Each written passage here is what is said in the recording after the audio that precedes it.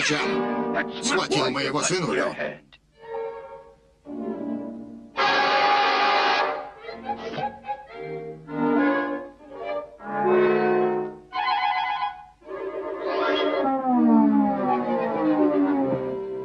Послушай, котяра, если ты хоть раз еще потревожишь моего сынулю, я разорву тебя на куски. Брысь!